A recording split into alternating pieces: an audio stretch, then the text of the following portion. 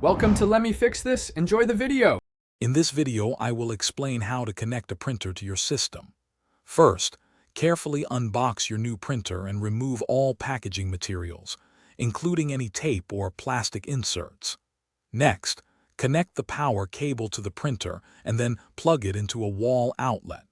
Finally, install the ink cartridges or toner according to the manufacturer's instructions to prepare your printer for use.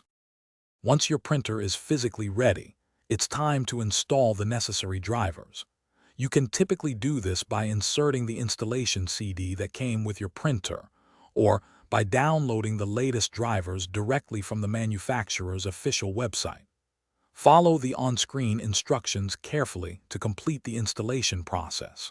Remember to restart your computer if prompted to ensure all changes take effect properly. Now, let's connect your printer to your computer. For a wired connection, simply use a USB cable to link the printer to an available USB port on your computer.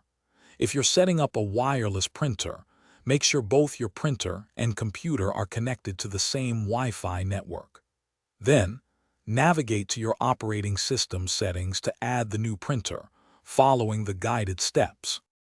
After connecting, it's crucial to print a test page to confirm everything is working correctly.